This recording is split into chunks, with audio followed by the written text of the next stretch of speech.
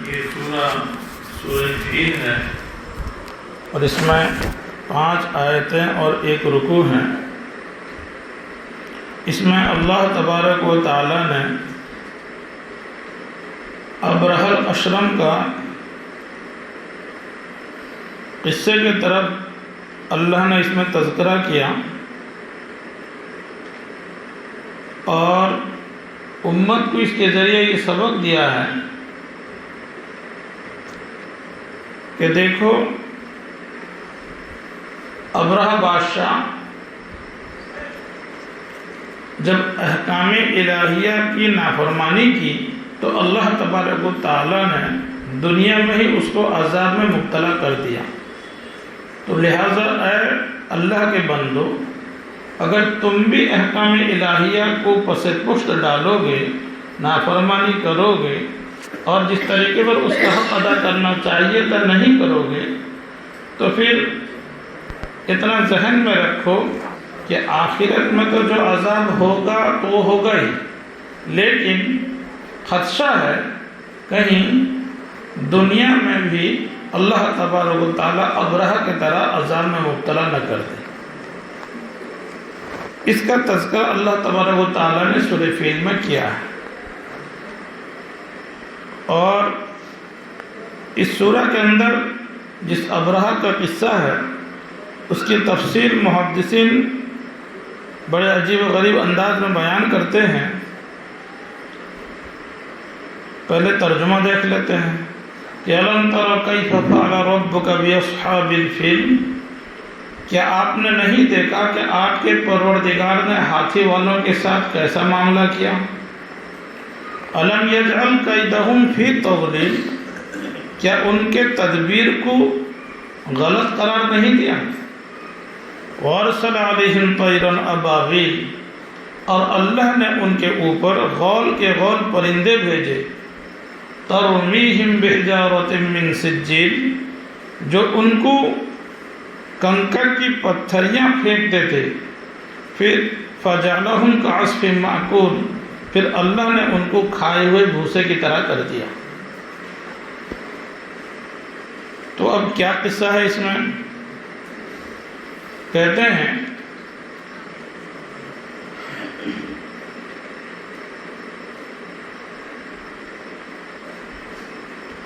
سورہ بروج میں جس کا قصہ گزرا ہے کہ یمن میں ملوک حمیری یہ لوگ بادشاہت کرتے تھے اور سلطنت چلاتے تھے، اور انہی میں کا آخری بادشاہ جو ذونواس تھا وہ مشرک تھا، اور اس نے جو ہے یمن والوں کو آمادہ کیا کہ تم لوگ بھی مشرک ہو جاؤ، لیکن یمن والے اس وقت جو دین حق نصرانیت کو قبول کیے ہوئے تھے اس کی بات نہیں مانی۔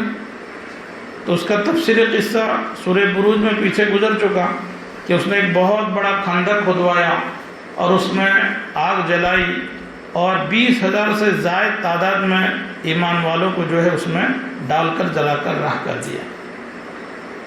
تو انہی میں سے 2 آدمی بچ گئے تھے، جیسے تیسے کر کے وہ اپنے بڑے بادشاہ جو ملک شام کا قیصر تھا اس تک پہنچے کہ ہمارے ساتھ اس قسم کا ظلم ہوا ہے، لہذا جیسے تیسے کر کے اب اس کا انتقام اور بدلہ ضرور لیجیے۔ بادشاہ سن کر بڑا متاثر ہوا۔ اس کے ماتحت میں حبشہ جو نصرانی بادشاہ تھا، حبشہ یعنی ملک حبشہ بھی جو ہے اس کے ماتحت میں تھا، اس نے اس کے پاس خط لکھا کہ یمن والوں کے ساتھ ایسا ظلم ہوا ہے، لہذا میں تمہیں حکم دیتا ہوں کہ تم ان کا بدلہ لو۔ حبشہ کا بادشاہ، اس کے پاس 2 بہت بڑے بڑے جنرل تھے، ایک کا نام تھا ابرہہ اور دوسرے کا نام تھا ارباط۔ اس نے اس کے ماتحت میں کئی ہزار کے تعداد میں فوج دے کر یمن کے طرف چڑھائی کے حکم دیا کہ جاؤ اور شاہ قیصر یعنی ملک شام کا بادشاہ جیسا حکم دیا ہے اس کے مطابق ان سے ضرور بدلا لو. اور حکم کا ملنا تھا. یہ اپنے ماتحت میں فوج کو لے کر چڑھائی کیے اور یمن کو تہو بالا کر دیا اور اس کے فوج کو تتر بتر کر دیا. اور جو بادشاہ ذونواس تھا وہ بھاگا وہاں سے اور بھاگتے ہوئے دریا میں ڈوب کر غرق کیا ہوا اور مر گیا. تو پورے یمن پر ان دونوں کا قبضہ ہو گیا. لیکن کہتے ہیں کہ ایک گلی میں 2 کتے نہیں سماتے، تو ایک علاقے میں 2 بادشاہ کیسے سما سکتے ہیں؟ تو پھر ان کی آپس میں لڑائی ہو گئی کہ یہاں کا بادشاہ کون بنے گا. تو ابرہہ بڑا تیز تھا، اس نے ارباط کو شکست دے دیا اور ارباط مر گیا. تو لے دے کے اکیلا رہ گیا ابرہہ. تو حبشہ نے اس کو اجازت دے دی. اب وہ یمن کا مطلق الاعلان بادشاہ بن گیا. اب وہیں رہا ہو. اب کچھ دن کے بعد اس کے دماغ میں یہ خیال آیا کہ سارے کے سارے لوگ بیت اللہ جاتے ہیں، عرب کے لوگ، اور وہاں حج کرتے ہیں، اس کا بڑا تعظیم و تکریم کرتے ہیں. میں بھی ایک بہت بڑا اللہ کا گھر بناؤں گا، لوگ اس کے بجائے یہاں آئیں اور اس کا طواف کریں، یہاں عبادت کریں، اس کی پرستش کریں. یہ اس کا مقصد تھا. تو اس نے یمن کا جو پائے-تخت یعنی جس کو راجدھانی بولتے ہیں صنعاء، وہاں پر اس نے بہت بڑا گرجا بنایا. اتنا بلند اور اونچا تھا کہ اس کے نیچے کھڑے ہو کر دیکھو تو اس کا جو سرا ہے وہ دکھائی نہیں دیتا تھا. اتنا اونچا بلڈنگ اس نے بنایا گرجا. اور چونکہ اس کے پاس مال و دولت کی ریل پھیل تھی، اس نے ہیرے جواہرات، سونے چاندی، زبرجد لال گوہر، ان سارے چیزوں سے اس کو بالکل مرصع اور مزین کر دیا تاکہ خوبصورت بھی دکھائی دے اور بڑا چکمک اور جو ہے جھلجھال بھی دکھائی دے اس طریقے پر. اور یہ جب بنا دیا ہو، بنا دینے کے بعد اپنے اطراف و اکانف میں پورا اعلان کروا دیا کہ اب آئندہ کوئی بھی بیت اللہ کے پاس نہ جائے طواف کرنے کے لیے، حج کرنے کے لیے. میں چونکہ اس سے بڑا اور اچھا مکان بنا دیا ہوں، لہذا سارے کے سارے لوگ یہاں آئیں اور اس کا طواف کریں، یہاں عبادت کریں، اور جو حج کے ارکان وہاں ادا ہوتے تھے یہاں ادا کریں. اس کا مقصد یہ رہا.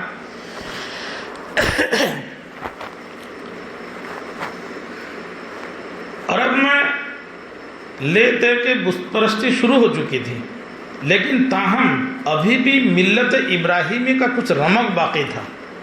ان لوگوں کو اتنا یقین تھا کہ خانہ کعبہ اللہ کا گھر ہے، اور ابراہیم علیہ السلام کے وراثت میں جو نبوت کی باتیں چلی آ رہی تھی ان میں سے اللہ کو ماننا وہ بھی ان کے اندر تھا.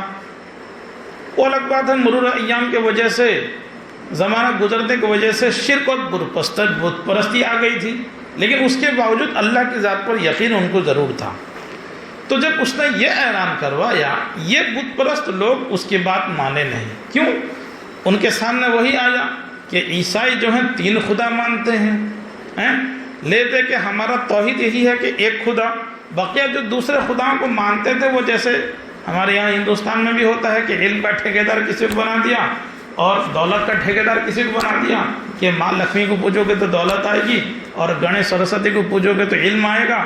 تو اسی طریقے پر اس زمانے میں بھی الگ الگ بتوں کو الگ الگ کام دے دیے تھے، اور ان کو یہ بھی علم تھا سب سے زیادہ طاقتور اللہ ہے، لیکن وہ ریسٹ میں ہیں، ان کو کوئی کام کرنے کی ضرورت نہیں. ان کے ماتحت میں یہ دوسرے جو خدا ہیں ان کو الگ الگ کام دے دیا گیا ہے.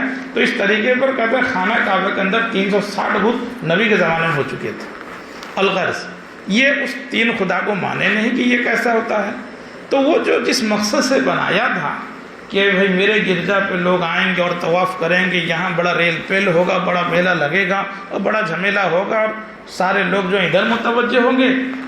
اور اس کے ذہن میں یہ جا تھا کہ خانہ کعبہ کا جو عظمت و تقدس لوگوں کے دل و دماغ میں بیٹھا ہوا ہے، اس گرجا کا بھی تقدس لوگوں کے دل میں بیٹھ جائے.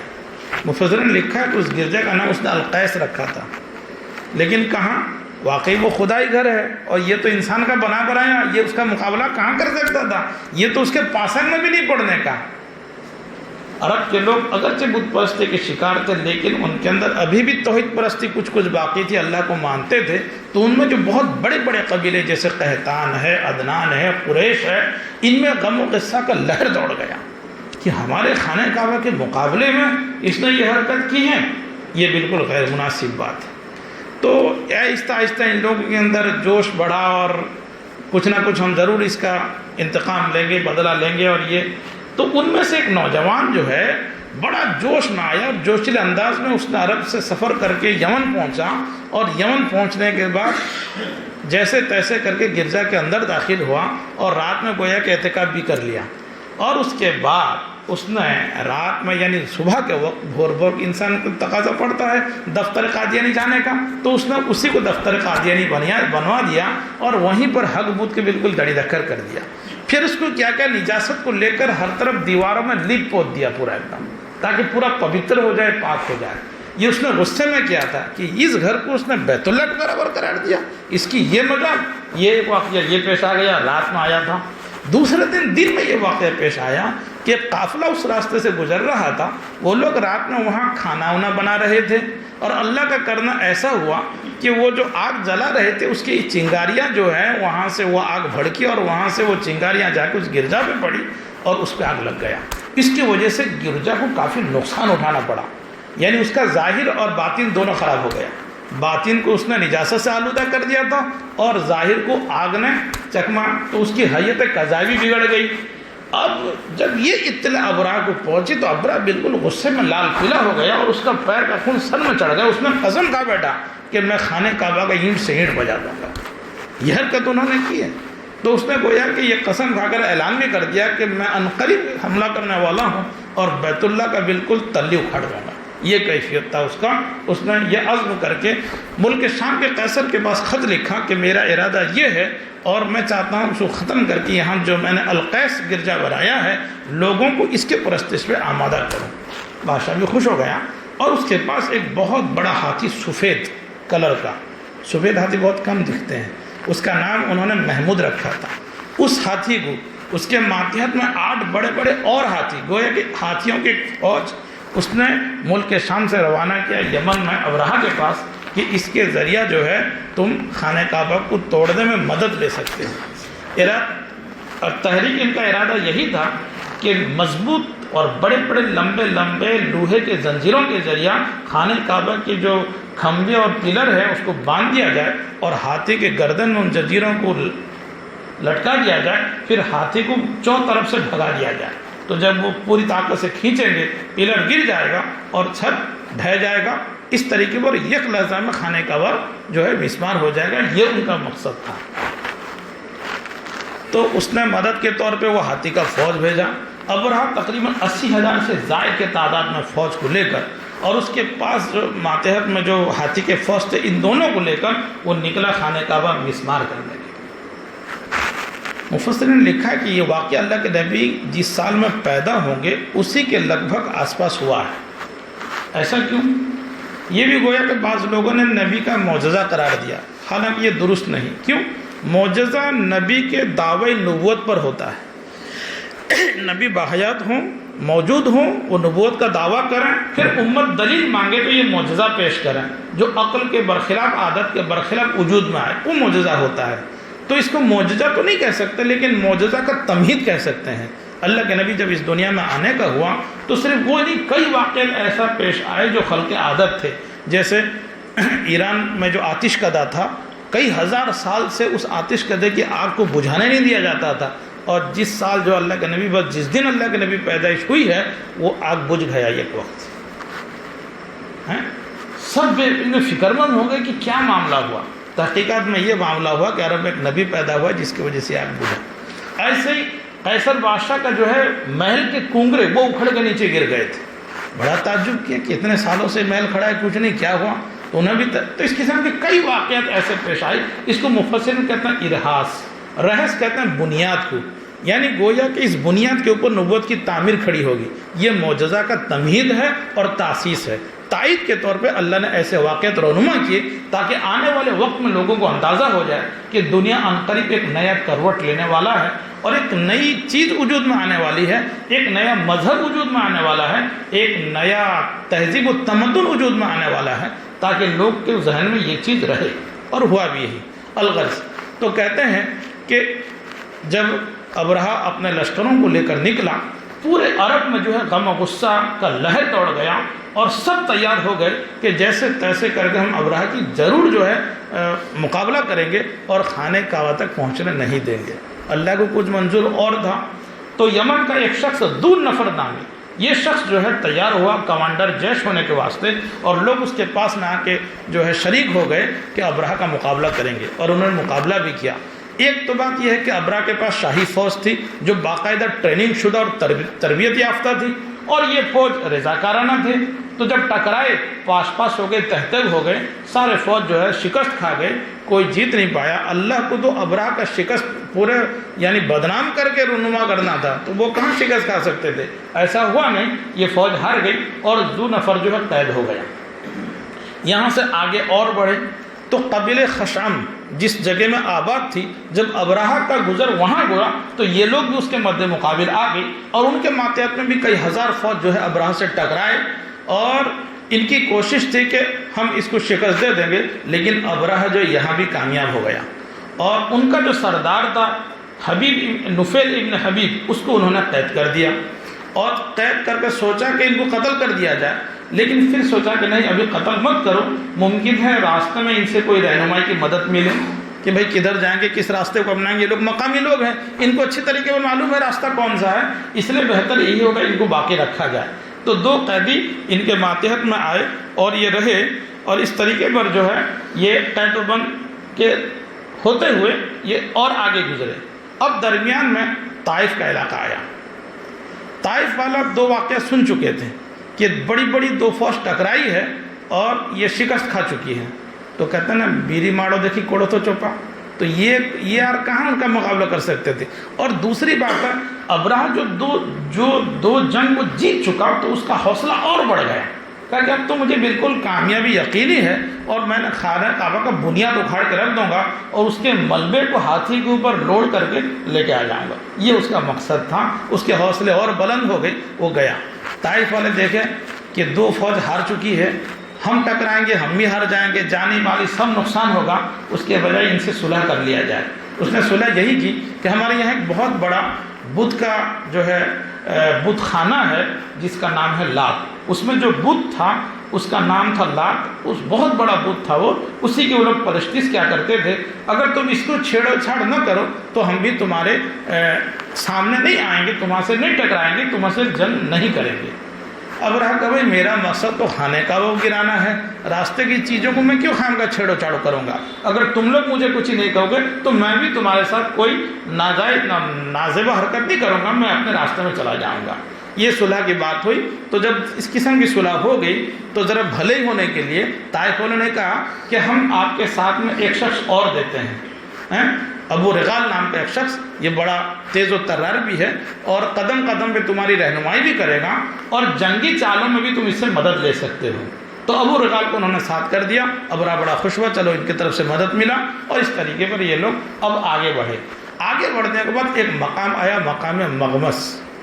جو لوگ حج کرنے گئے ہیں وہ دیکھے ہوں گے، مینا میں جو کیمپ سب لگا ہوا ہے، وہاں کی درمیان میں ایک جگہ ہے جہاں پر کیمپ نہیں ہے، وہ وہی جگہ تھا جہاں ابرہہ کے فوج کو شکست ہوئی تھی، وہاں اتنی جگہ میں کیمپ نہیں ہے، کیونکہ اللہ کا عذاب شدہ جگہ تھا، اس لیے اتنی جگہ میں نہ کسی کو ٹھہرایا جاتا ہے نہ وہاں کیمپ لگایا جاتا ہے۔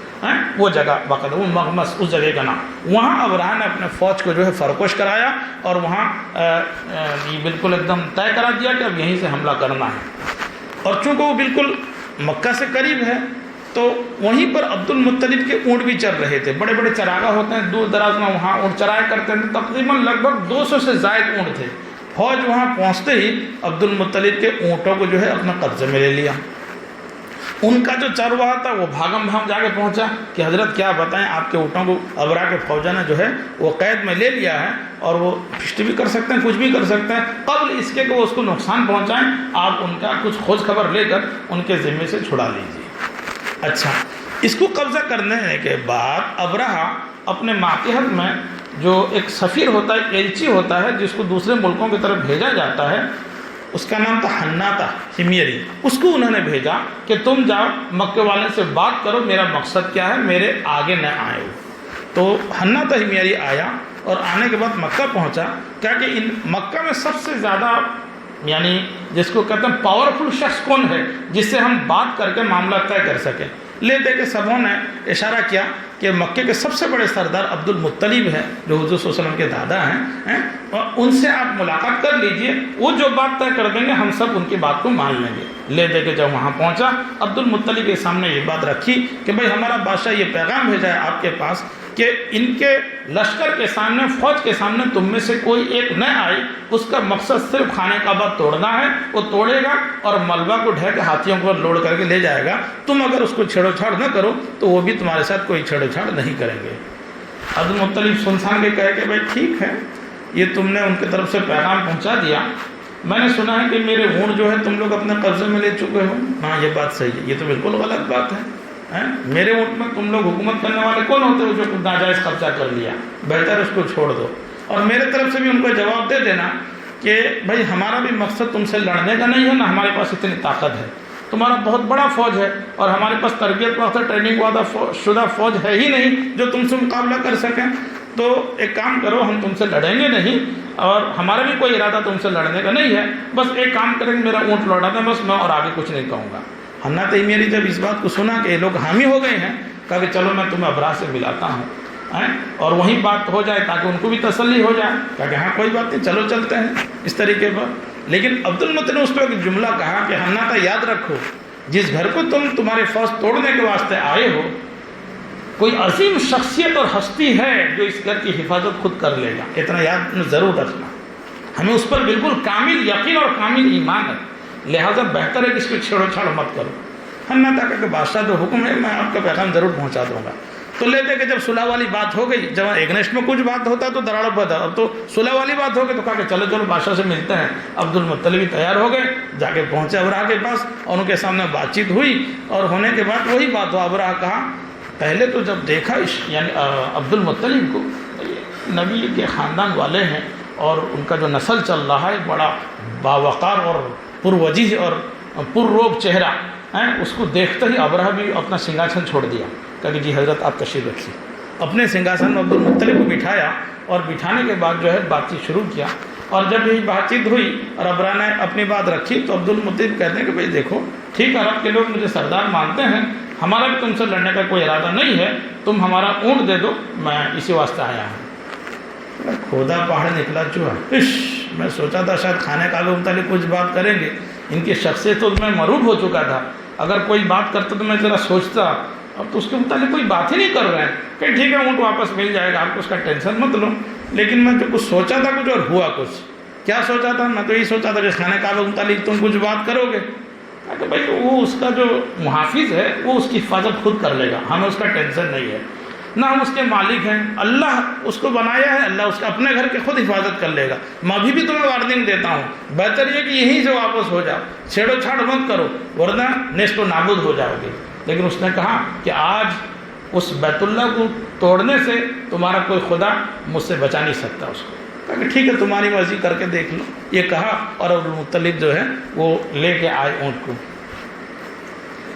ایک شاعر گزرے ہیں بہت بڑے حافظ جلندری, وہ الحمدللہ اسلام کی باتوں کو اشعار میں انہوں نے بڑے اچھے انداز میں پرویا ہے اور اس کے اشعار پڑھنے میں بڑا مزہ بھی آتا ہے. دو چار کڑی آپ لوگ بھی سنتے چلیے. کسی واقعے کو انہوں نے الفاظ میں پرویا ہے کہ سحر کے وقت ایک بدو یہ مکہ میں خبر لایا. سحر کے وقت, بدو کہتے ہیں جو دیہاتی لوگ ہوتے ہیں عرب کے جو اونٹ چرانے والے اس قسم کے, سحر کے وقت ایک بدو یہ مکہ میں خبر لایا کہ لشکر فیل والوں نے حرم کی حد پہ ٹھہرایا. چراگاہوں پہ خاک اڑنے لگی ہے ظلم کے مارے, پکڑ کر اونٹ عبد المطلب کے لیے گئے سارے. عبد المطلب کے 200 سے زیادہ اونٹ جو ہے ابرہہ کے فوجوں نے قبضہ کر لیا. چراگاہوں پہ خاک اڑنے لگی ہے ظلم کے مارے, پکڑ کر اونٹ عبد المطلب کے لیے گئے سارے. ہوئے تیار عبد المطلب بھی یہ خبر سن کر, ہوئے تیار عبد المطلب بھی یہ خبر سن کر, تنہ تنہا چلے گھوڑے پہ چڑھ کر جانب لشکر. وہاں پہنچے تو ان کو ابرہہ نے دور سے دیکھا کہ ایک مرد معمر آ رہا ہے بے دھڑک تنہا. نشا چہرے سے ظاہر ہیں بزرگی کے, عمارت کے, شرافت کے, نجابت کے, تقدس کے, طہارت کے. نبی کے خاندان کے, دیکھے گا یقین کر لے گا ہاں یہی سردار ہے. پوچھنے کی ضرورت نہیں پڑے گی۔ نشا چہرے سے ظاہر ہے بزرگی کے، عمارت کے، شرافت کے، نجابت کے، تقدس کے، طہارت کے، یہ ان کی پیشوائی کے لیے باہر نکل آیا، بڑی عزت سے لے کر بارگاہ میں اپنے بٹھلایا، باہر نکل کے آ گیا اور اپنا سنگھاسن چھوڑ کے کہ آپ حضرت یہاں تشریف رکھیے۔ اس کے اندر ایسی ہولدلی ہوتا ہے، اللہ والوں کے اندر اللہ تعالیٰ ایسا ہولدلی ڈال دیتا ہے کہ بڑا سا بڑا ذی وجی آدمی بھی اس کے تھر تھر کانپتا ہے۔ حضرت مولانا رشید گنگوئی کے متعلق واقعات میں لکھا ہے کہ اس زمانے کا کلیکٹر ان سے ملاقات کرنے کا بڑا خواہاں تھا، اس نے کئی مرتبہ خط و کتابت سے کہا، حضرت رشید احمد گنگوئی کبھی جو ہے اس کے طرف توجہ نہیں دیے، لیکن اتفاق کی بات ایسی ہوئی کہ حضرت مولانا رشید احمد گنگوئی کا سفر ادھر ہی پڑا۔ اب اس کو اطلاع مل گئی، کہا کہ آج تو آپ چھوڑیں گے نہیں، ضرور شرف ملاقات سے نوازیں گے، وہ کلیکٹر ہے۔ تو میں نے کہا ٹھیک ہے کوئی بات نہیں، ملاقات ہو جائے۔ انہوں نے وقت بھی دے دیا۔ جب ان کی گاڑی ادھر سے گزری ہے، کہتے ہیں کہ کلیکٹر کے مکان کے اور جو جہاں اس کا آفس تھا اس کے گیٹ کے سامنے جب حضرت کی گاڑی رکی ہے، کلیکٹر خود وہاں سے بھاگا آیا اور گیٹ پاس آ کے حضرت کی گاڑی کے پاس کھڑا ہوا اور ان کا ڈور کھولا، اس کو سعادت مندی سمجھا، پھر ادب سے استقبال کر کے لے کے گیا اور حضرت کو بیٹھا، بات چیت ہوئی، خیر خیریت ہوئی، بس اس سے زیادہ کچھ نہیں۔ پھر کہا حضرت دعا کر دیجئے، پھر حضرت آئے، بیٹھے اور چلے گئے۔ ان کا جو ماتحت میں چپراسی تھا نا، وہی سارے ڈھنگ ڈھنگ کو دیکھتا ہے، کلیکٹر کا روب و داغ، یہ آج بھیگی بلی کی طرح اٹھ کے دوڑا ہے جیسا ایک دم اس کا ہے۔ جب وہ جا چکے تو کہا کہ یہ کیا سمجھ میں تو زندگی میں پہلی مرتبہ میرا تجربہ ہو رہا ہے کہ آپ کسی کے لیے اٹھیں اور جا کے گاڑی کا دروازہ کھول لیں، یہ کیا معاملہ، یہ کون ہیں، کیسے لوگ ہیں یہ؟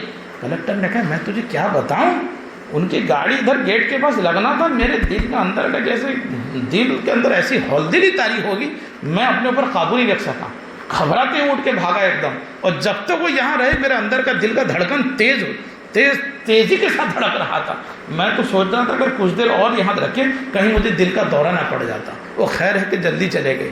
ایسا دیکھو اللہ تعالیٰ، اللہ کے نبی بھی کہتے تھے کہ اللہ تعالیٰ نے میرے رعب جو ہے 1 مہینے کی مسافت تک رکھا ہے، کافر اگر 1 مہینے کے دور میں بھی میرا نام سنے گا وہ تھر تھر کانپنا شروع کر دے گا۔ مسیرت الشہر، 1 مہینے کی مسافت کی دوری تک میرے روب کو اللہ تعالیٰ نے امت پر ایسا برقرار رکھا ہے، ہوتا ہے۔ تو اس طریقے پر جو ہے یہی روب جو ہے عبد المطلب کے اندر بھی تھا۔ ابرہ جیسا بادشاہ بھی دیکھا تو اپنے اوپر کنٹرول نہیں رکھ سکتا، بھاگا آیا اور لے کے ان کو سنگھاسن میں بٹھایا۔ وہاں پہنچے تو ان کو ابرہا نے دور سے دیکھا، ایک مرد معمر آ رہا ہے بے دھڑک تنہا، نشا چہرے سے ظاہر ہے بزرگی کے، عمارت کے، شرافت کے، نجابت کے، تقدس کے، طہارت کے، وہ ان کی پیشوائی کے لیے باہر نکل آیا، بڑی عزت سے لے کر بارگاہ میں اپنے بٹھلایا، کہا فرمائیے کیا نام ہے، کیا کام ہے صاحب، بیان کیجئے آنے کا اپنے مطلب و مقصد۔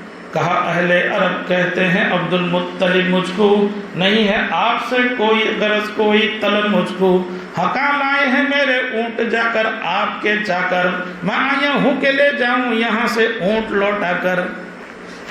ابرہ کیا سوچ رہا تھا اور یہ کیا کہہ رہے ہیں، حقا لائے ہیں میرے اونٹ جا کر آپ کے چا کر، میں آیا ہوں کہ لے جاؤں یہاں سے اونٹ لوٹا کر۔ سنی یہ بات تو حیران ہو کر ابرہا بولا کہ شاید تم نے اپنی بات کو دل میں نہیں تولا، یہ ظاہر ہے میں آیا ہوں یہاں کعبہ گرانے کو، تمہارے جد امجد کی عبادت گاہ ڈھانے کو، تمہیں لازم تھا عزت کے مطابق گفتگو کر دے، خدا کا گھر بچانے کے لیے کچھ آرزو کر دے، تعجب ہے کہ ایک ناچیز شے کا ذکر کرتے ہو، نہیں کعبے کی فکر اونٹوں کی اپنے فکر کرتے ہو۔ یہ کہنے کا بڑا تعجب، میں کیا سوچا تھا، میں تو تمہارے وجہات کو دیکھ کر ڈر گیا تھا اور میں سوچا تھا شاید خانہ کعبہ کی حفاظت کے سلسلے میں کوئی بات کہیں گے تو میں سوچنے میں مجبور ہو جاؤں گا، کیونکہ جس کی ذات سے ایسا خوف دہشت طاری ہے تو اس کے پھر کارنامے اور اس کے ماتحت میں لوگ بھی تو ایسے ہی ہوں گے نا اس طریقے پر۔ لیکن کھودا پہاڑ دکھلا چوہا، کیا سوچا تھا اور کیا نکلا۔ یہ تانا سن کے عبد المطلب بولے متانت سے، یہ تانا سن کے عبد المطلب بولے متانت سے کہ ناواقف ہو تم قوم عرب کے کیش و ملت سے، صداقت ہے یہی میں اپنی شے کا ذکر کرتا ہوں کہ میرا مال ہے اونٹ اس لیے میں فکر کرتا ہوں، کرے گا فکر اپنے گھر کی جو اس گھر کا مالک ہے، جو اس گھر کا مالک ہے وہ بحر و بر کا مالک ہے۔ ہاں، صداقت ہے یہی میں اپنی شے کا ذکر کرتا ہوں کہ میرا مال ہے اونٹ اس لیے میں فکر کرتا ہوں، کرے گا اپنے گھر کی فکر جو اس گھر کا مالک ہے، جو اس گھر کا مالک ہے وہ بحر و بر کا مالک ہے۔ یہ سن کر چپ ہو گیا ابرہہ، سب اونٹ دلوائے، وہاں سے عبد المطلب چپ چاپ گھر آئے، تو عبد المطلب لے کے آ گئے۔ بعد میں محسن لکھتے ہیں عبد المطلب جب لوٹے ہیں، اور ایک روایت میں یہ بھی ہے کہ عبد المطلب کے ساتھ بعد میں کچھ اور جو ہے سرداران قریش جو وہ پہنچے، اور جا کر انہوں نے ابرہہ سے یہ کہا کہ دیکھو اگر تم خانہ کعبہ کو کچھ ٹچ نہ کرو، کوئی برائی کے ساتھ تمہارا کوئی معاملہ نہ ہو، تو ہم تہامہ کے جو پیداوار ہے اس کا 3/3 آپ کی خدمت میں ہر سال دے دیا کریں گے۔ ایک آفر رکھا انہوں نے کہ تم چھوڑ دو، اس کے چکر میں مت رہو، اس کو چھوڑ دو، ہم تہامہ کی پیداوار تمہارے حوالے کر دیں گے۔ لیکن ابرہہ تو چونکہ اس کے حوصلے بلند ہو چکے تھے، 2 جنگ جیت چکا تھا، تمہیں کیا کرو، پلر اکھاڑ دو، چھت پھٹا دو، توڑ دو، اس کے سامنے کچھ سنا نہیں وہ، اور یہی طے کیا کہ مجھے تو بس توڑنا ہے۔ تو یہ لوگ آ گئے۔ کہتا ہے عبد المطلب واپس آئے اور اپنے ماتحت کے لوگوں کو لے کر خانہ کعبہ کے دروازہ جو ملتزم ہوتا ہے اس کو چپک کر جو چیخ کر دعا مانگی، یہی دعا مانگی کہ اللہ تعالیٰ ہم کمزور ہیں لیکن تو کمزور نہیں، اور ہمیں یقین ہمارا ایمان ہے یہ تیرا گھر ہے، یہ اللہ تو اپنے گھر کی حفاظت کر کے ہماری لاج رکھ لی۔ اور کہتے ہیں اس دعا میں عبد المطلب اپنے بہو آمنہ کو پکڑ کے لے کے آئے، اور ان کے بطن میں حضور صلی اللہ علیہ وسلم موجود تھے۔ اسی حضور صلی اللہ علیہ وسلم کے صدقے میں اللہ عبد المطلب نے دعا کی، کیونکہ ان کو جو بہت سارے ارحاسات، جو تمہید تھا، خواب وغیرہ، یہ بہت کچھ وہ دیکھ چکے تھے۔ حضرت آمنہ نے یہ خواب دیکھی تھی کہ ان کے بطن سے ایک نور نکل رہا ہے جس کی روشنی پورے عالم میں پھیل جاتی ہے۔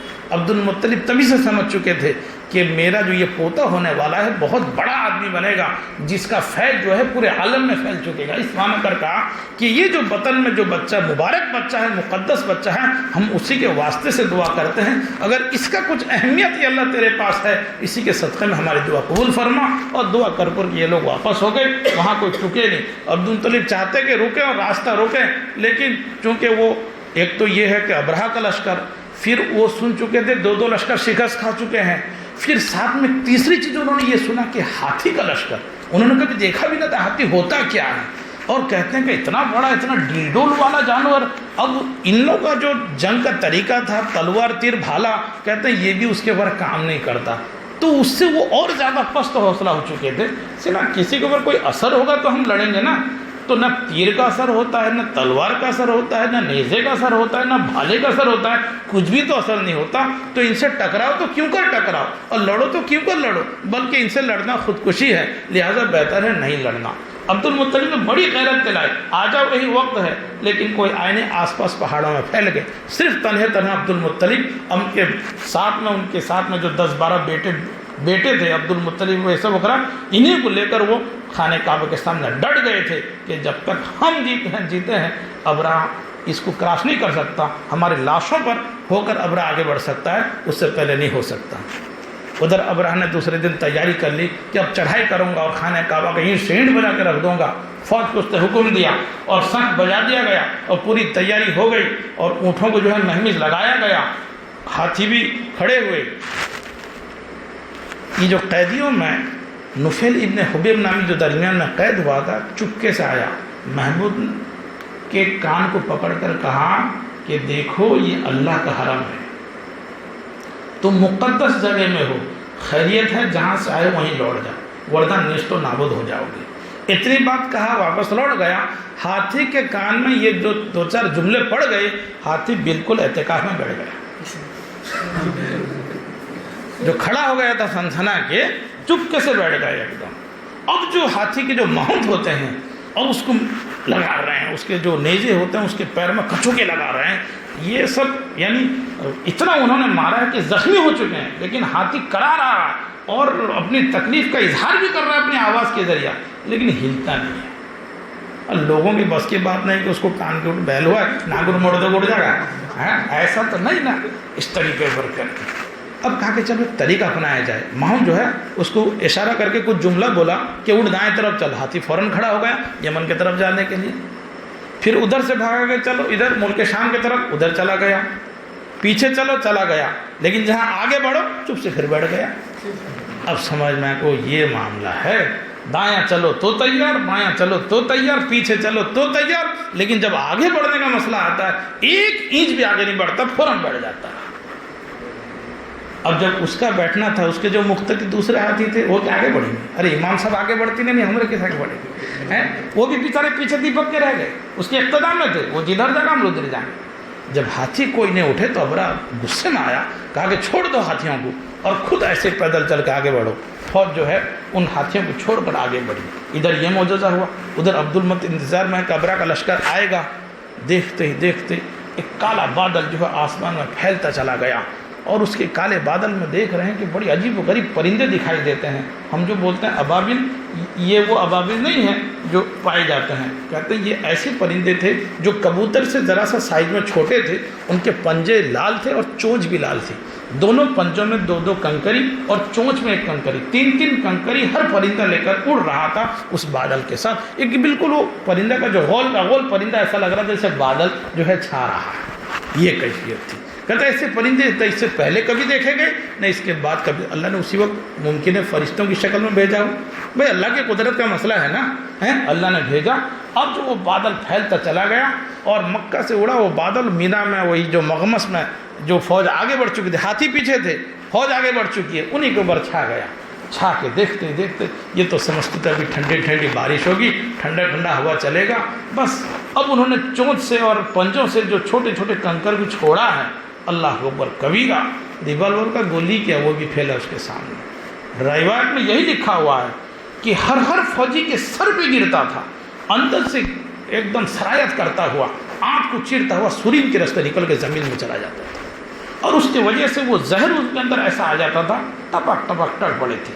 اس کی جو بے چینی اور جلن اور تکلیف جو اس کی شدت سے، وہ بیچارے ایک دم افراتفری کا ماحول ہو گیا، جس کا سنگ جدھر سمائے ادھر بھاگنے لگا اور بھاگتے ہوئے راستے میں گر گر کے مرنے شروع کیے اس طریقے پر۔ اور یہی حال ابرہہ کے ساتھ بھی ہوا، لیکن اللہ نے ابرہہ کو فوری موت نہیں دی، بلکہ ابرہہ کو چھوڑا اتنا دیر تک، لیکن اس کنکر کی وجہ سے اس کے اندر بھی زہر سرایت کر گیا تھا، اور راستے میں جا رہا ہے تو اس کا ہاتھ جیسے موم پگھلتا ہے ایسے ایک ایک اعضا پگھل پگھل کے گرنا شروع ہوئی، یہاں تک کہ جب پائے تخت صنعاء میں پہنچا مکمل پگھل کے تہتیگ ہو گیا۔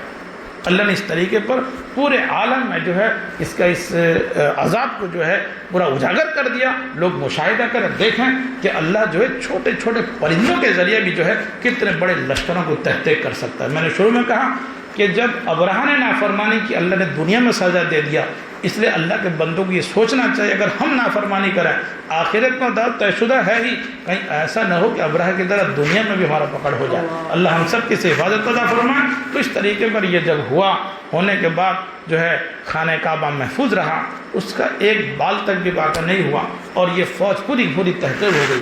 کہتے ہیں وہ جو ہاتھی تھے اس منظر کو دیکھ کر بھاگے۔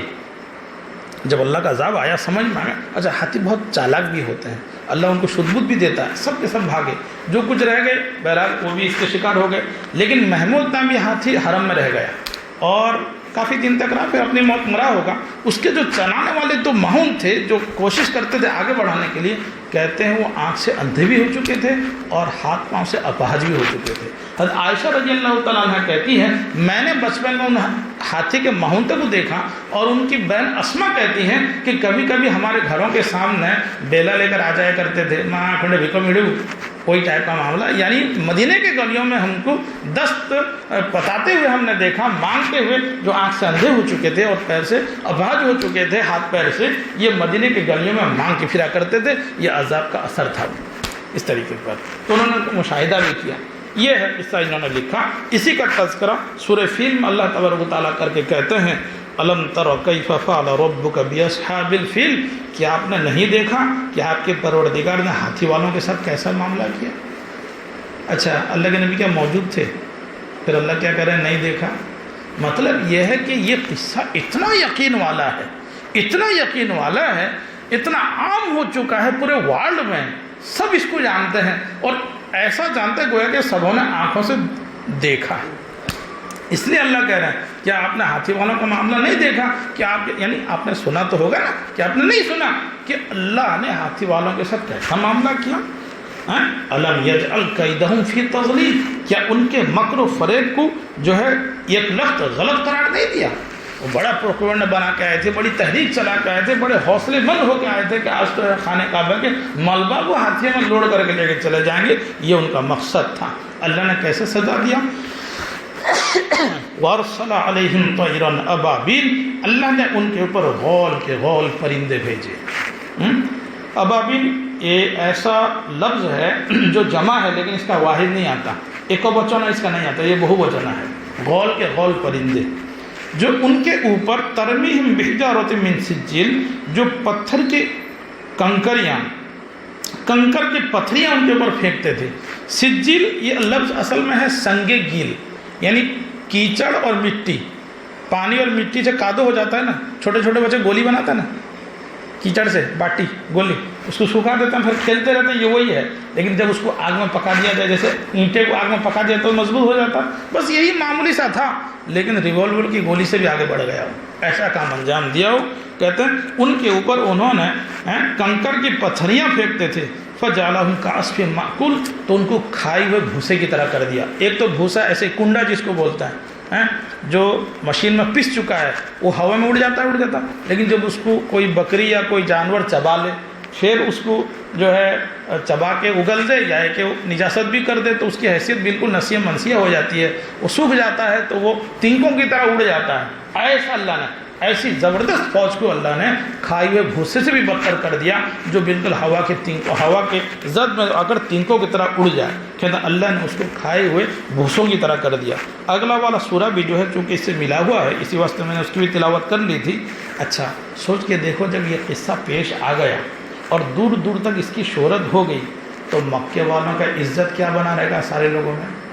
ان کا عظمت، ان کا تقدس اتنا بیٹھ گیا کہ یعنی یہ خدا والے لوگ ہیں، ان کو چھیڑو جھاڑ مت کرو، اگر اپنا نصیب خراب کرنا ہے تو ان کے ساتھ کچھ نہ کچھ برائی کے ساتھ پیش آنا۔ اس کی وجہ سے اب یہ جو ہے عرب کے لوگ جب کہیں تجارت میں جاتے، کوئی ان کو چھیڑو چھاڑ نہیں کرتا، الٹا دعوتیں ان کو کھلاتے، ان کی تعظیم و تکریم کرتے، ان کی خوب بڑی آؤ بھگت کرتے، اس سے بڑا مزہ لوٹتے وہ، اور بڑا اچھا نفع بھی کماتے وہ، جو کہہ دیتے آدمی لے لیتے، اور جو خرید چاہتے کم داموں میں خرید لیتے، اور تجارت کر کر کے لوگ بڑے مالدار بھی ہو چکے تھے۔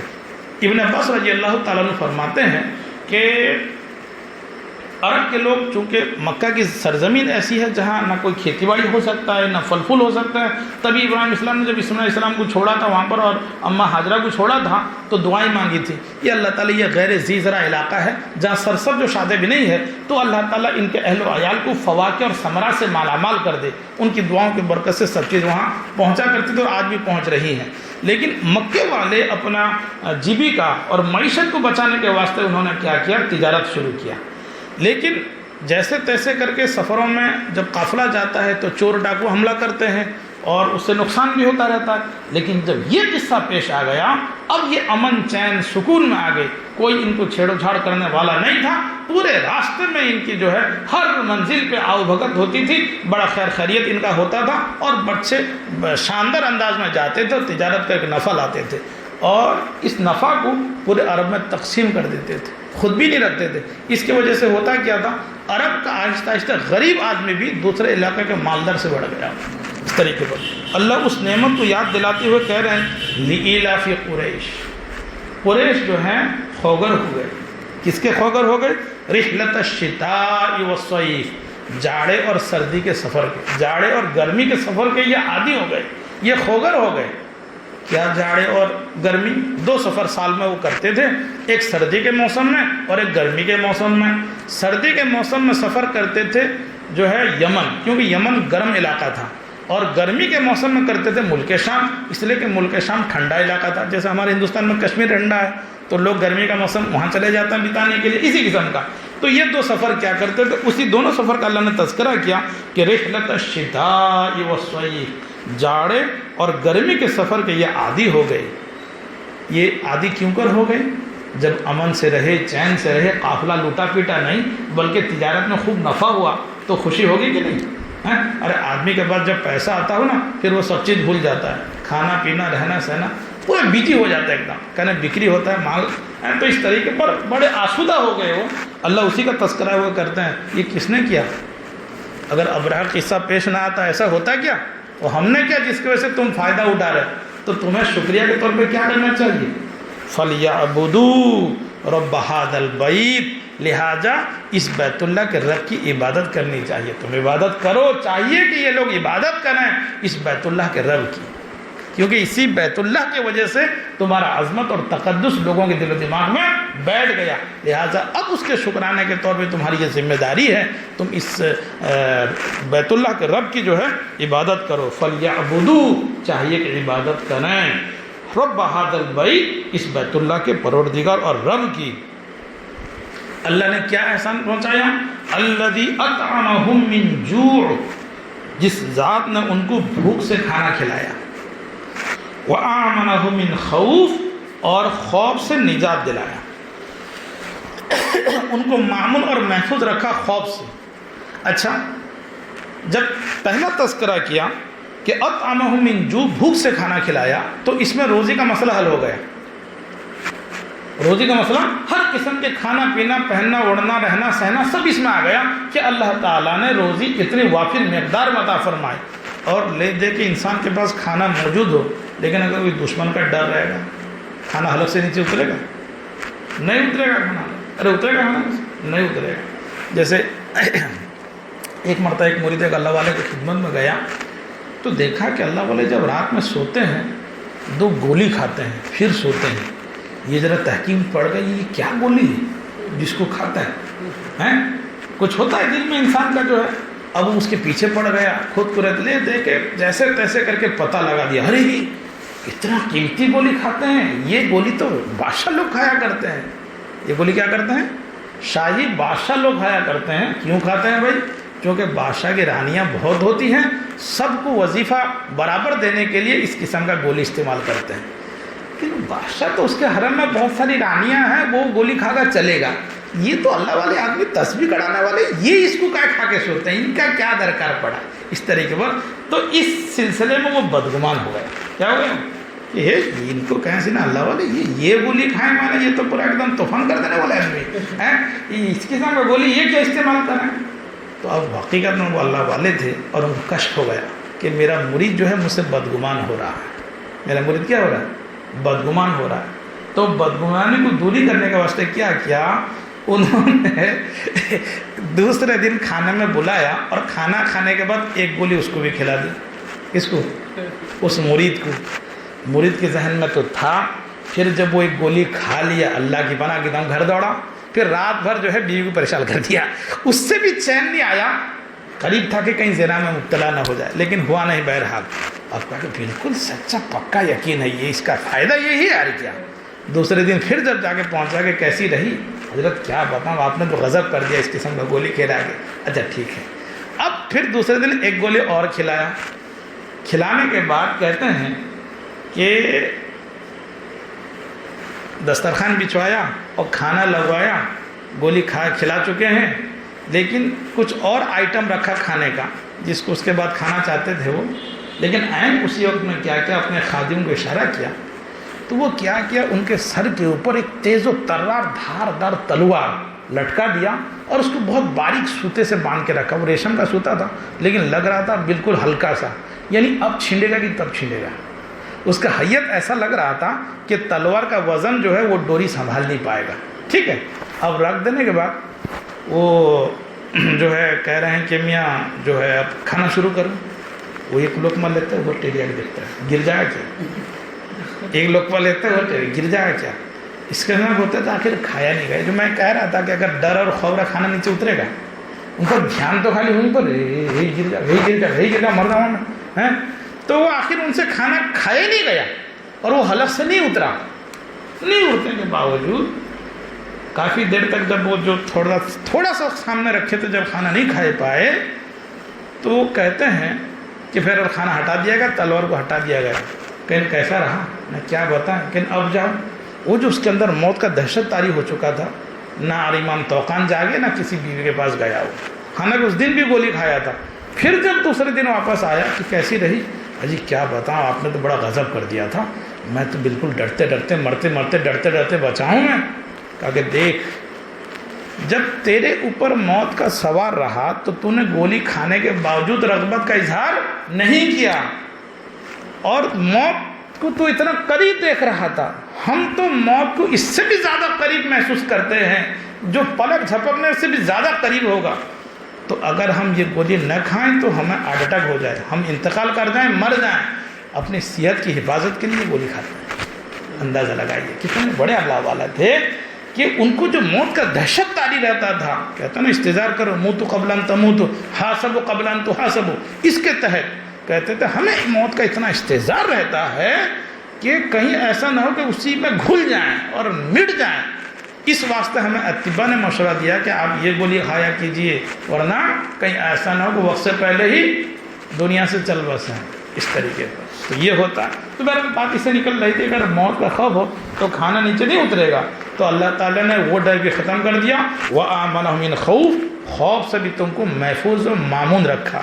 اسی واسطے مفسرین لکھتے ہیں، قاضی ثناء اللہ پانی پتی اور بھی دوسرے محدثین کہتے ہیں کہ جس شخص کو کسی لائن کا بھی کوئی دشمن کا اندیشہ اور خوف ہو تو وہ لیلاف کا ورد رکھے. اگر لیلاف قریشین پڑھے گا تو الحمدللہ سارے دشمن اس کا کچھ بھی بگاڑ نہیں سکتے، اس کو امن اور مامون اور محفوظ رہے گا. وہ اگر لیلاف قریشین کا کیا کرتا رہے گا، ایک اچھا فائدہ معلوم ہوا نا. اچھا، وہیں سے اس سورہ سے ایک سبق یہ بھی ملتا ہے. اللہ کہہ رہے ہیں کہ جب اس رب کا تم عبادت کرو گے تو تمہیں یہ دو چیز ملے گا. فَلْيَعْبُدُوا کہا نا، عبادت کرو تو کیا چیز ملے گا؟ روزی اور دشمن سے محفوظ. اگر عبادت نہیں کرو گے تو اس کا الٹا بھی تو ہوگا نا. تو لہٰذا جو اللہ کی مان کر اللہ کی عبادت کر اللہ کو راضی کریں گے، اللہ دنیا میں یہ دونوں چیز ہر ایک کو نوازے گا. صرف ان کے واسطے نہیں، قیامت تک آنے والے انسانوں کو روزی وافر مقدار میں عطا کرے گا اور دشمن کے خوف سے بھی مامون و محفوظ رکھے گا. اور اگر عبادت نہیں کریں گے تو روزی میں بھی کبھی برکت نہیں ہوگی اور دشمن کا یا کسی کا بھی اندیشہ اور خوف اور ڈر ہمیشہ دل و دماغ میں سمایا ہوا ہوگا. یہی تو ہوتا ہے، باپ بھی کماتا ہے، ماں بھی کماتی ہے، بیٹا بھی کماتا ہے، بیٹی بھی کماتی ہے، سب نوکری کر کے لاکھ لاکھ روپیہ لے کے آتے ہیں، لیکن دیکھنے والی معنی ختم ہوتے پھر دھار کرنا پڑا بھی، برکت ہی نہیں. یہ ہوتا ہے. اللہ ہم سب کی حفاظت عطا فرمائے. وآخر دعوانا الحمدللہ رب العالمین. ہاں بس اب تو بند رہے گا، پھر عید کے بعد انشاءاللہ تعالیٰ یہ آخری پروگرام تھا، مطلب اس سال کا، پھر عید کے بعد انشاءاللہ تعالیٰ ابھی اور نہیں. وہ تو پھر منگل شاید روزہ ہو جائے 13-14 عید کا یا منگل کا، 29 اگر ہوگا تو پھر اور ایک دن پہلے ہو جائے. تو رمضان کا معاملات الگ رہتا ہے اس طریقے پر. رمضان میں خوب دعائیں بھی کریں اللہ تعالیٰ سے، موقع اچھا ہے جو سیزن اللہ تعالیٰ عطا کہ کل جمعہ انشاءاللہ اس سے میں بیان بھی ہوگا، طے ہوا ہے میرا، اس میں حاضر رہیں. دعا کر لیجیے. بسم اللہ الرحمن الرحیم. لا الہ الا اللہ الحلیم الکریم، سبحان اللہ العرش العظیم، والحمد للہ رب العالمین. نسألك موجبات رحمتك وعزائم مغفرتك والغنیمة من كل بر والسلامة من كل إثم. لا تدع لنا ذنبا إلا غفرته ولا هما إلا فرجته ولا دينا إلا قضيته ولا مريضا إلا شفيته ولا حاجة من حوائج الدنيا والآخرة إلا قضيتها يا أرحم الراحمين يا أكرم الأكرمين يا ذا الجلال والإكرام. ربنا لا تزغ قلوبنا بعد إذ هديتنا وهب لنا من لدنك رحمة إنك أنت الوهاب. اللهم زدنا ولا تنقصنا واكرمنا ولا تهنا واعطنا ولا تحرمنا وآثرنا ولا تؤثر علينا وارزقنا وارض عنا يا أرحم الراحمين. اللهم باعد بيننا وبين خطايانا كما باعدت بين المغرب بين المشرق. اللهم نقنا من الخطايا كما ينقى الثوب الأبيض من الدنس. اللهم اغسل خطايانا بماء الثلج والبرد یا حی یا قیوم برحمتک نستغیث یا احد الصمد الذی لم یلد ولم یولد ولم یکن لہ کفوا احد۔ یا اللہ ہم گنہگار ہیں، اے اللہ ہم ریاکار ہیں، اے اللہ ہم خطا کار ہیں، اے اللہ ہم اقراری مجرم ہیں، ہمارے جرم کو معاف فرما، ہمارے گناہوں کو معاف فرما، اے اللہ ہمارے سیئات کو حسنات سے مبدل فرما۔ اے اللہ رمضان کا مقدس مہینہ آ رہا ہے، اے اللہ اس کے قدر کی توفیق عطا فرما، اے اللہ روزہ رکھنے کی توفیق عطا فرما، تراویح پڑھنے کی توفیق عطا فرما، اے اللہ ایک ایک لمحہ کے قدر کی توفیق عطا فرما، ذکر و اذکار تلاوت کی توفیق عطا فرما، اے اللہ تجھ سے دعا مانگنے کی توفیق عطا فرما، اے اللہ ہمیں قبول فرما، اے اللہ ہمارے نسلوں کو قبول فرما، قیامت تک آنے والے نسلوں کو قبول فرما، اے اللہ جو بیمار کو شفا عطا فرما، جو مصیبت زدوں کی مصیبتوں کو دور فرما، جو پریشان حال کی پریشانی کو دور فرما۔ کتنے لوگوں نے دعا کے لیے کہا ہے، کتنوں کو ہم پر حق ان کے جائز مقاصد پوری فرما۔ یا اللہ پورے عالم کو امت مسلمہ کی حفاظت عطا فرما، جان مال عزت آبرو کی حفاظت عطا فرما۔ یا اللہ آئے دن مسلمانوں کے اوپر اے اللہ زمین تن سے تن ہوتی جا رہی ہے، حالات دن بدن زیادہ سے زیادہ بگڑتے جا رہے ہیں۔ اے اللہ تو اپنے قدرت کا کرشمہ دکھا دے، اے اللہ دشمنوں کے تحریک کو ناکام فرما، ان کے آوازوں کو بے اثر فرما، ان کے اے اللہ طاقت کو کمزور فرما، اے اللہ ان کے تحریکوں کو اور پروپیگنڈا کو نیست و نابود عطا فرما۔ اے اللہ ہم سب کی جان مال عزت آبرو خصوصاً ایمان کی حفاظت عطا فرما۔ اے اللہ ظالموں کے ظلم سے بچا لیجئے، حاسدوں کے حسد سے بچا لیجئے، شریروں کے شر سے بچا لیجئے، فتنوں کے فتنے سے بچا لیجئے، اے اللہ حاسدوں کے حسد سے بچا لیجئے، اے اللہ برے چاہنے والوں کی برائی سے بچا لیجئے۔ اے اللہ ہمارے مرحومین کی بخشش عطا فرما، اے اللہ ہمارے مرحومین کی بخشش عطا فرما۔ اے اللہ بار بار دینی مجلس میں شرکت کی توفیق عطا فرما، جو باتیں کہی گئیں سنی گئی ہمیں صحیح سمجھ کی توفیق عطا فرما، اس پہ عمل کی توفیق عطا فرما۔ اے اللہ ہمیں ایسا بنا دے جس سے آپ راضی ہو جائیں، ایسا نہ بنانا جس سے آپ ناراض ہوں۔ اے اللہ نبی کریم صلی اللہ علیہ وسلم نے خیر کی لائن سے جتنی دعائیں مانگی ہیں اس میں ہمارا حصہ فرمائیے، جتنی بری چیزوں سے پناہ چاہی ہے اس سے ہمیں محفوظ رکھیے۔ اے اللہ جو مانگا وہ عطا فرمائیے، جو مانگنے سے رہ گا اسے محروم نہ کیجیے، وہ بھی عطا فرمائیے، ان ٹوٹی پھر دعاؤں کو قبول فرمائیے۔ ربنا تقبل دعا وصلی اللہ تعالی علی خیر خلق محمد وآلہ وصحبہ اجمعین برحمتک ارحم الراحمین۔